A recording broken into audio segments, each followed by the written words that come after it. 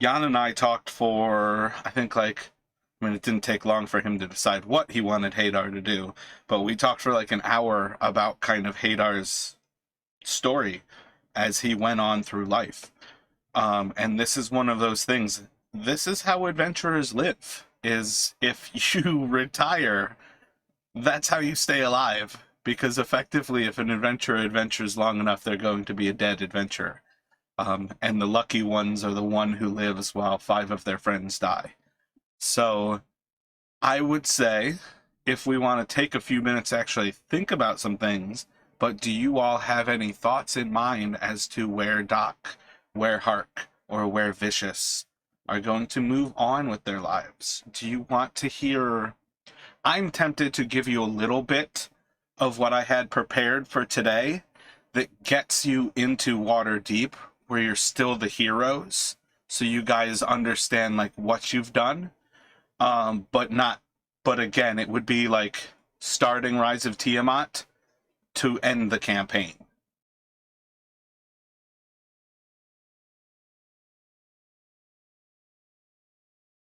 Yeah, sure, go for it. Because I mean, I imagined something for Heartwoman along the lines of the Zentarum, or his just complete massive pyromaniac route. One of the two forks would be what I would have thought was a natural development for him. This just needs to die in battle. That's just the way half-orcs go.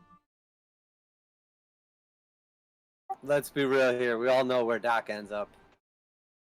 Right down a bottle. He's gonna meet some prostitute, and somehow like she's gonna hook him, and then he gets like Down on something. but like is really happy. I mean, we've all seen the movie.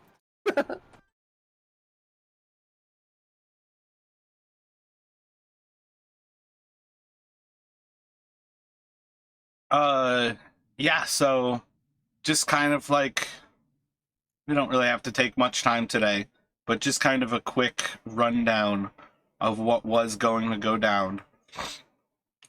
It was effectively, you all have this massive treasure. You've effectively allied Blagothis to yourselves. You understand from his wife that perhaps he is exiled from dragonkind. What he's done has been a great betrayal to, damn, I said dragonkind, but giantkind. What he's done has been very much like something that's gotten him exiled and in trouble. There is effectively a point where you guys are going through this massive hoard of treasure, and I think I had it set up. Let me pop to my note.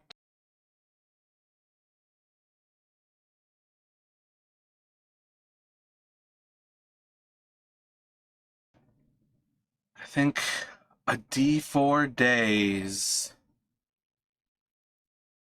after you guys ran off Glazael. Let's see. Yeah, like the actual treasure is massive. There were up to 6 magical like hordes that were also inside of it that had chances for other magical weapons.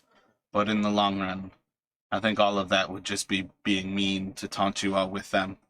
I know at one point one of my spawn magical items actually included a broom of flying.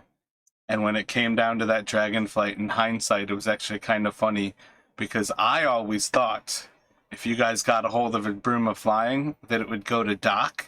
And then that dragon fight happened, and then I'm like, all of those melee characters would be like, wait, I want to be able to fly. You can shoot from 600 feet away. Yeah, I would never want a broom of flying. That doesn't even make sense. I don't know if it'd be up to Vicious's weight. I think it can carry 500 pounds. I don't think brooms of flying have a problem for like a single character of the medium size. But it would definitely be one of those things where it's extremely dangerous to hop on a broom of flying because like you're always one failed save away from falling off of it and then taking falling damage. And you got hit to take the falling damage in the first place, so it's kind of like a snowball down a hill. No, Vicious would be cool with it. It's just kind of. It seems like a half orc would look kind of silly on a broom, though. You know, like a big person riding a tricycle. Yeah, it would be Oh, really weird to see like a green creature flying around on a broom. I think everybody would look weird on a flying broom, but That's That it. was a witch joke. no, that's 100% why Sam made Laura agree to get the witch's hat, and then he turned her green that one episode. That was like one of the most amazing long plays ever.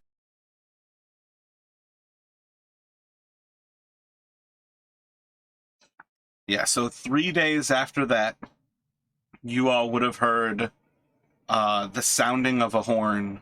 No, my bad. I think Hark, with his draconic lineage, would be the most susceptible to the feeling, but everybody would have kind of an eerie feeling, and that's where like Hark might have a little bit more of a feeling of it, and had he lived through the dragon fight, Versathergis would have had a feeling of like this, like it's basically like a super low note that your ears can't actually pick up. And from that point on, you would start to notice that there are dragons everywhere flying around the Sword Coast. And on a pretty regular basis, you would start to have encounters with dragons flying through the air. And from that point on, Blagothus would actually beg you if he can take the castle and return to the north and start to rally the giants to the cause. And that would be kind of the first big decision that I had prepared for today was you guys have started to go through this treasure hoard. You've started to understand what's in it and all of the loot that is here. And you also know that it belongs to very vast population of the whole Sword Coast. It's not just from like the green fields where most of you started this adventure. And then also the fact that it's not just yours because you are the ones who liberated it. So it's kind of that like is the first big choice is do you ask him take us to Waterdeep and you can take Skyreach, but stay in contact? Do you ask him take us to Waterdeep, but you should stay with us? Like this is our castle, stay with us? Or do you say go to the spine of the world, do what you need to do, we'll find our way? And I think I might have said that kind of out of order because at some point you would have also been contacted by Leosin, and I was really stoked to do this part because it's another one of those moments where it's all on Vicious. So I didn't know whether I wanted to pull you into a private room and say this, or to say this to you in front of everybody, because it would make you more likely to like immediately respond. But effectively, you were going to have a sending spell cast by Leosin, because you're the remaining Harper that he knew was this party, and it would have been Vicious, Leosin, assassins killed Masked Lord, Council Powers, Castle Waterdeep, Nightall, and I meant to roll a die for this, but like 16th. Instruct Magister, Greyhand's Escort, under Ramalia Haventree. Request your presence. Paramount. Respond. And the idea would then be to see what you reacted to that, because effectively the next 25 words you say, Leosin is going to hear.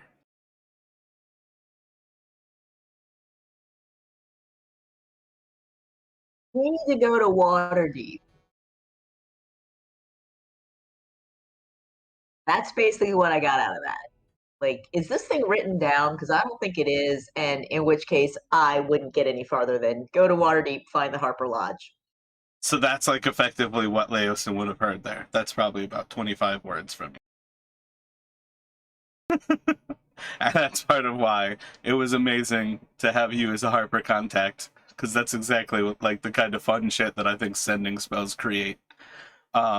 But effectively that, yeah, gives you all the actual idea. Like, you've been out of contact for a while.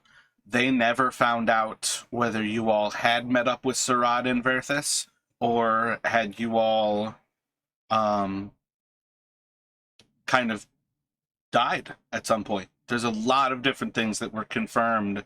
With him saying vicious was that he actually connected to your mind. So that was on some level, is when he said that first word, that was the recognition that you were still alive.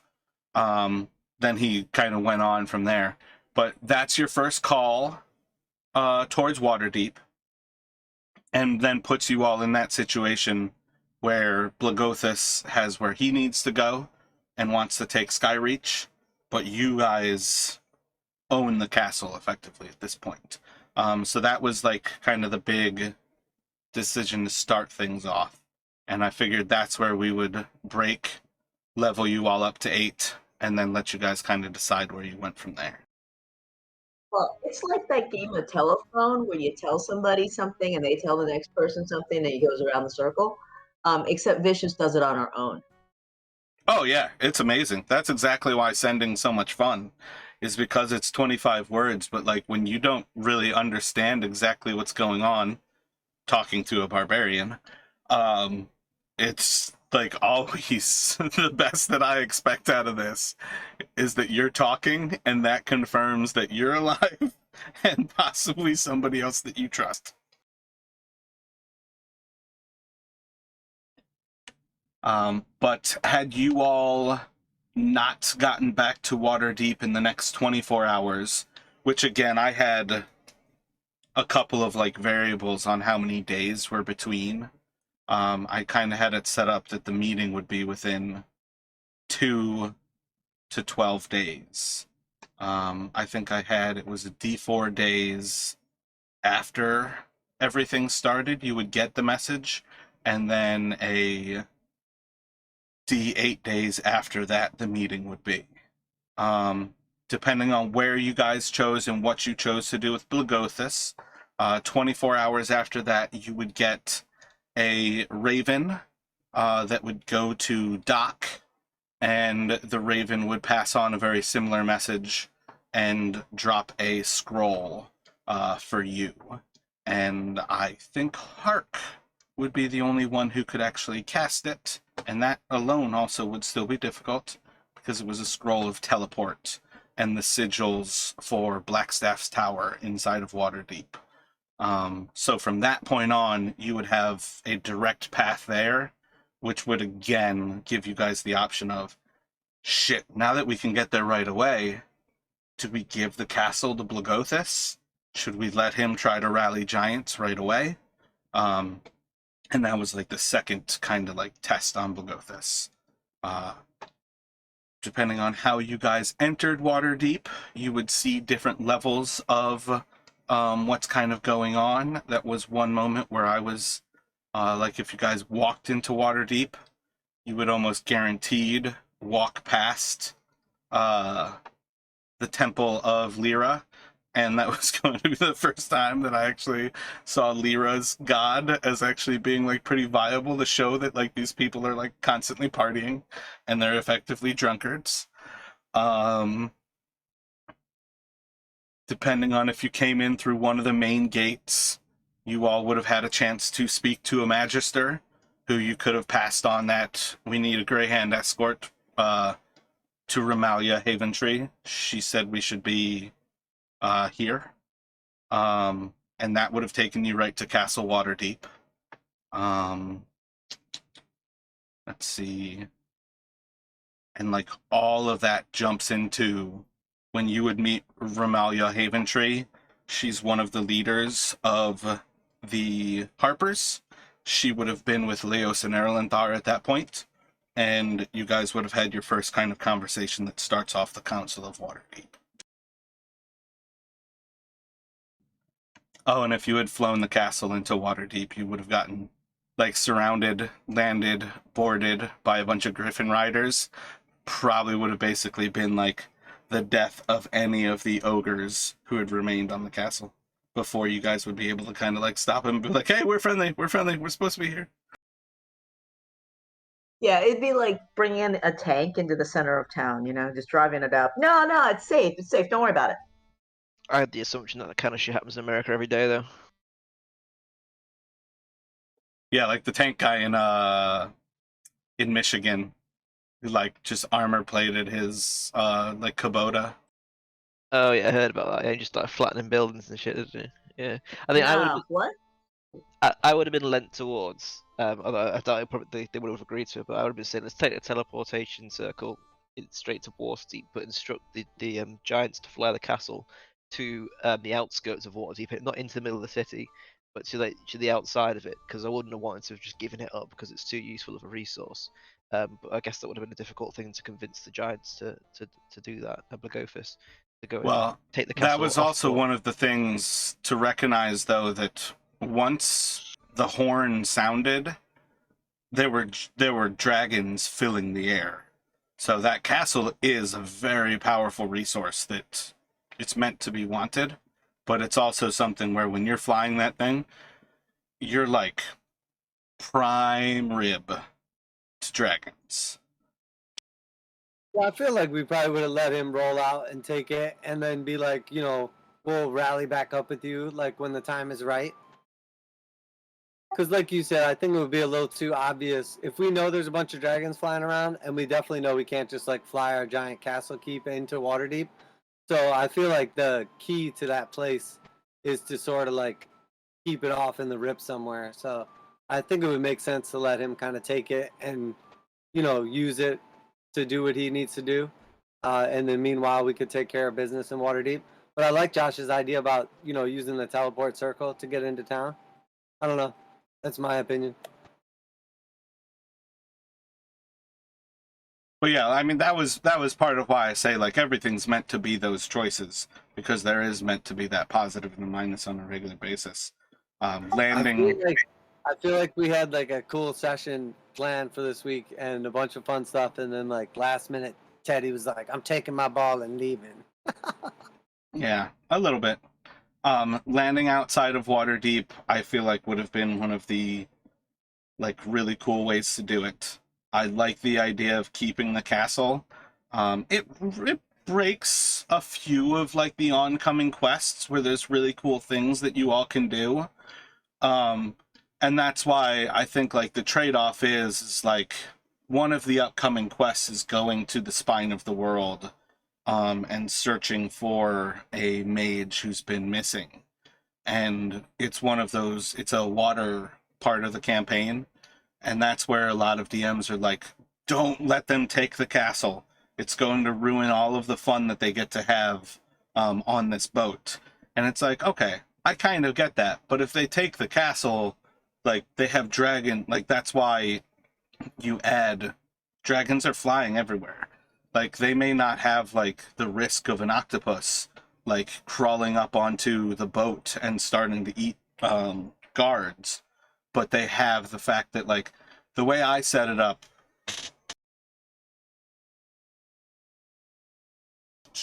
Give me 1 second to pop it up here.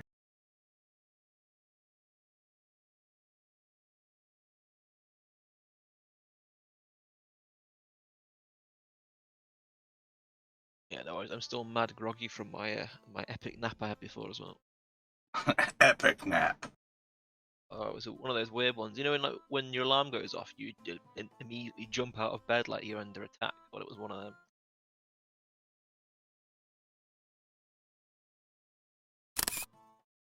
I have to nap for like 20 minutes, like on the dot, or just sleep for like a solid, like I think 4 or 5 hours is like the minimum I can sleep for.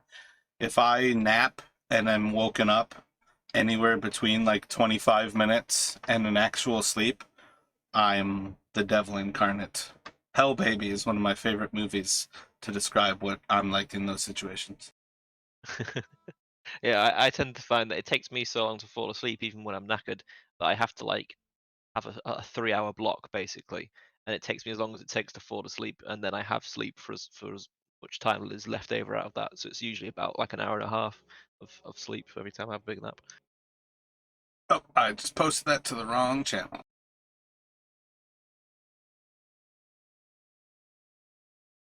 my fault distracting you by talking about sleep.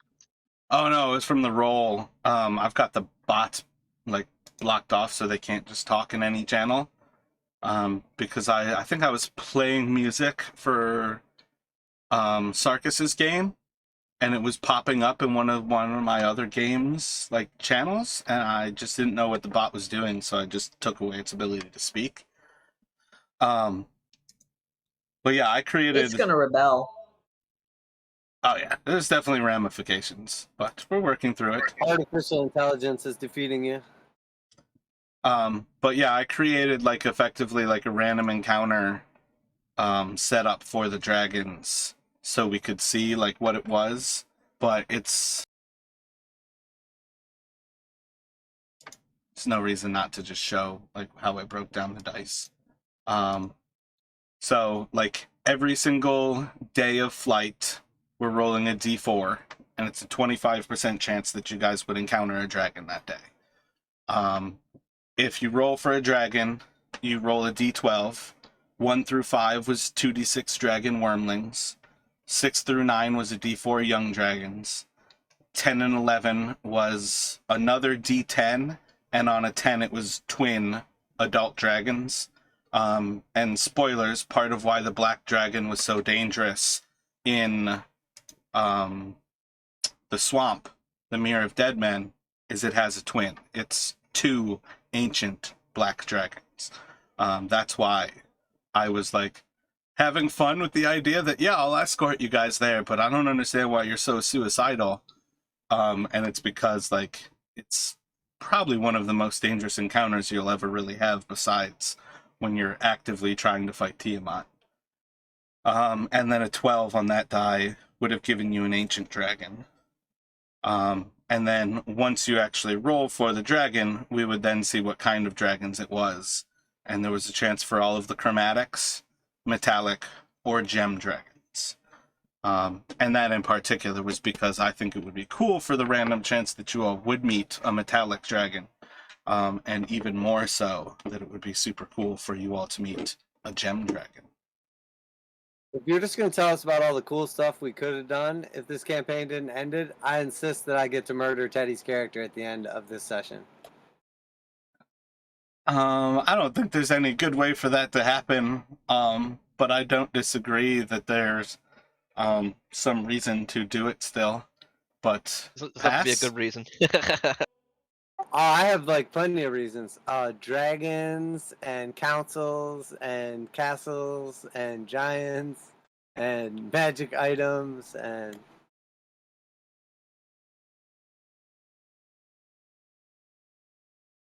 I mean, I don't want to hold anything against Teddy in the long run.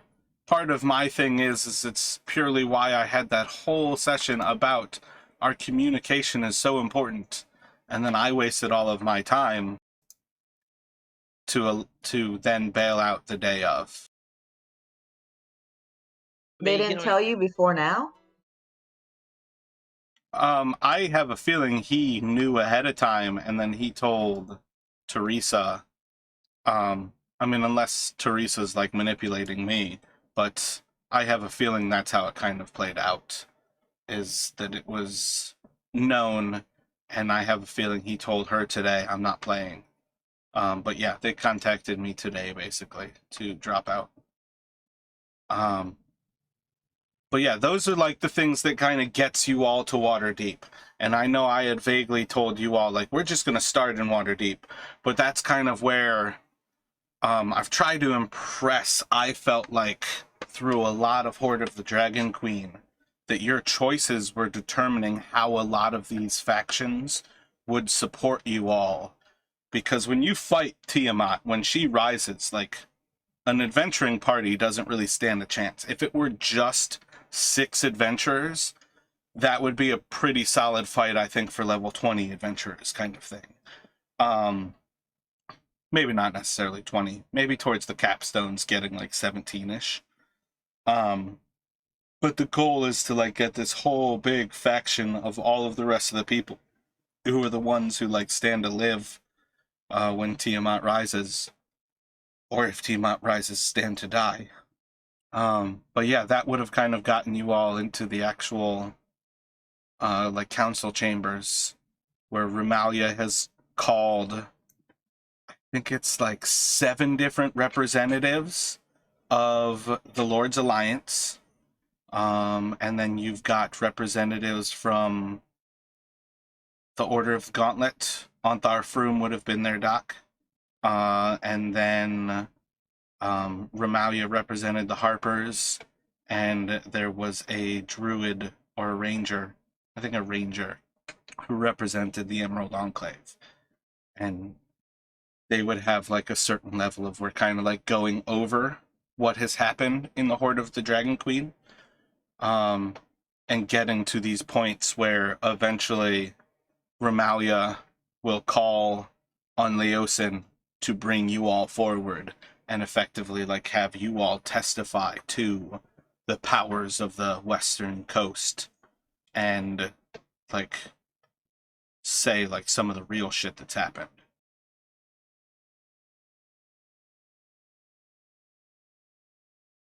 But effectively, I think one of the big things is that the Drakenhorn sounded when Arthast Aldbringer, who was a masked lord of Waterdeep, was assassinated.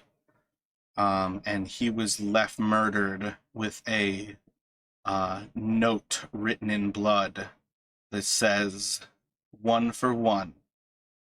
We will each keep our own masks. Stop your foolishness.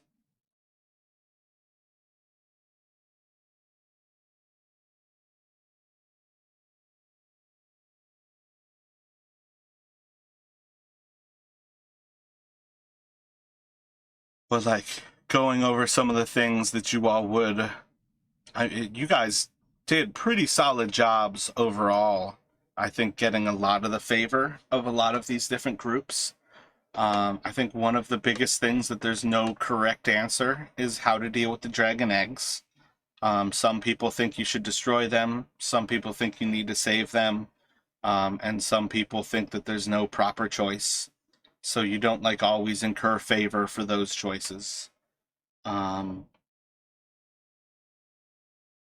Saving the castle at all is the right choice, which pretty much comes down to not killing Blagothis. If you go right to him and you try to fight him right away, if he dies, he crashes it. So that's one of the biggest things where you can lose favor with everybody. You garner favor from everybody by saving that castle, regardless of what you then do with it. As far as I'm concerned, by finding any reason to befriend him, however things go, you then add the giants as a faction that you can actually start to garner favor with. And the giants are definitely, there's a reason I said his goal was to like start the giant dragon wars again. Giants are really good people to have on your side fighting against dragons. But yeah, that like basically takes you into the Council of Waterdeep. And it's a very heavy roleplay session that would have ended with information to either go after a wizard towards the spine of the world, or actually, I believe, right back down to the path where you all were on the caravan when you fought the trolls and the Perrytons. But I think I stopped at the idea that like one of the quests was going forward to the spine of the world and searching for a wizard who had gone missing, and the other one was actually that the Harpers had tracked down Varum. Oh, that's what it was. It was towards that area where you all had first fought the Perrytons and those trolls. I think it's actually meant to be that bridge. I didn't actually get a chance to confirm it. But it's like kind of down towards that area. There's effectively like kind of like a lost wizard's tomb. It's kind of like a little mini Egypt kind of thing. And Varum was tracked to that area, and there's like a pool of seeing that he seems to be like looking for divination. And effectively, like, he's trying to find what happened to the White Dragon Mask because an agent of the Zentarum has stolen the White Dragon Mask.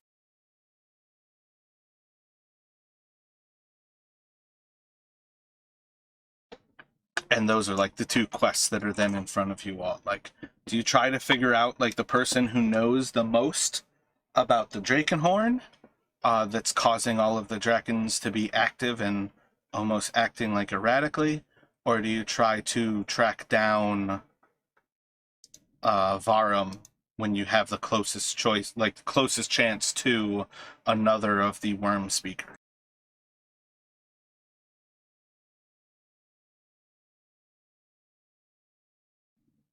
But that's effectively what we had for today. And I think kind of the way things would wrap up is on some level, just with, you know, if Vicious goes through and wants to die in battle, I think you would just continue working with the Harpers. I think you'd probably find Doc getting lost in Waterdeep and the many houses of the convivial... Damn, I forgot what I named it.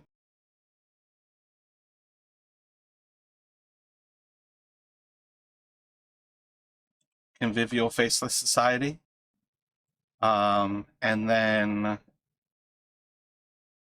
What'd you say for Hark that you imagined? Oh, going like Pyro? Yeah, going pyro or doing something with a Zent, but he was primarily just up to burn things and fuck shit up, wasn't he? After his experience with the cult.